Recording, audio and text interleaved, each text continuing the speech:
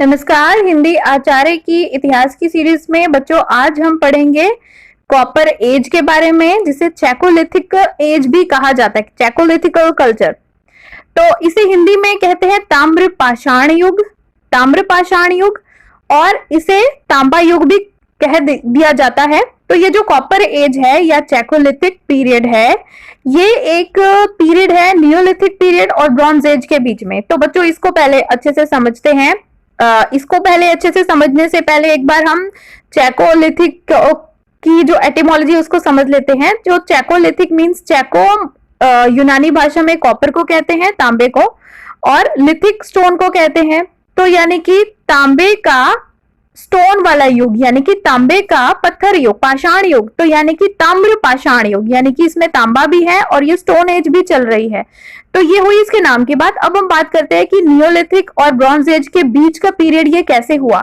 तो बच्चों ये जो नियोलिथिक पीरियड है, आप जानते हो कि अब जो इंसान है नियोलिथिक पीरियड के टाइम पर जो इंसान है वो सेटलमेंट्स में रहना शुरू कर दिया है। उसने खेती करनी शुरू कर दी। हालांकि बहुत ही छोटे लेवल पर खेती की है, बहुत ही छोटे लेवल पर उसकी सेटलमेंट्स हैं, जो आपने बाकी वीडियोस में भी देख लिया कि कैसी सेटलमेंट्स हैं, कहां कहां पर है पूरे इंडिया में और वर्ल्ड में।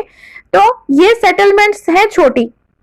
इसके बाद बड़ी सेटलमेंट्स इसके बाद जब आती है वो है ब्रॉन्ज एज में, यानी कि कांसा युग में। जैसे कि उदाहरण के तौर पर मेसोपोटामिया की सभ्यता या हड़प्पा मोहनजोदड़ो की सभ्यता, सिंधु घाटी की सभ्यता जिसे कहते हैं। तो सभ्यता विकसित हुई, यानी कि बहुत बड़े लेवल पर लोग जो है शहरों में रहे या बहुत बड़ी आबादी लोगों की एक साथ रही, तो वो होती है सभ्यता। लेकिन अभी सभ्यता नहीं विकसित हुई। सभ्यता से पहले के समय में जो लोग ग्रुप्स में रहते हैं, तो ये उस समय की बात है।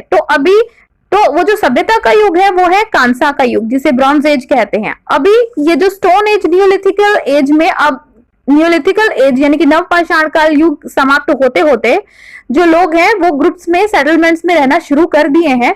तो अब उसके बीच में एक ऐसा टाइम पीरियड आता है कि जो सबसे पहली धातु, जैसे कि आपसे प्रश्न पूछा जाएगा कि सबसे पहली धातु कौन सी थी जो मनुष्य ने इस्तेमाल की है, तो वो होगी तांबा इस्तेमाल की है। तो अब तांबा युग है ये।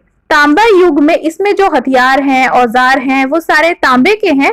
तो ये भी आप देख सकते हो। तो ऐसा, और इसके साथ ही एक और चीज समझने वाली है कि जो ये, क्योंकि ये तांबा युग है, इसका ये अर्थ नहीं है कि इस समय पे कांसा के बारे में जानकारी नहीं थी। टिन था, टिन भी अवेलेबल था। टिन के साथ में कैसे अलॉय बनाया जाता है ये भी लोगों को जानकारी हो चुकी थी। लेकिन क्योंकि टिन अवेलेबल हर जगह पर नहीं होता और बहुत आयात में नहीं होता, ये इस रीजन की वजह से अभी बहुत सारे हथियार हैं, बर्तन हैं जो कि तांबे के ही बनाए जा रहे थे। तो इसीलिए ये जो युग है ये चैकोलिथिकल युग है। इस युग के लोग जो है वो ज्यादा तांबे का ही इस्तेमाल करते हैं, कॉपर का ही इस्तेमाल करते हैं, इसीलिए इसे कॉपर एज कहा जाता है। आप चित्र में देख सकते हैं ये तांबे से बने हुए हथियार हैं। ये यूरोप की चैकोलिथिकल एज के तांबे के बने हुए हथियार जो अवशेषों के दौरान मिले हैं, खुदाई के दौरान। तो आशा करती हूँ आपको एक नई जानकारी मिली होगी चैकोलिथिक के बारे में। आप और इसी तरह के और इतिहास से संबंधित वीडियो देखने के लिए मेरे चैनल को सब्सक्राइब कीजिए।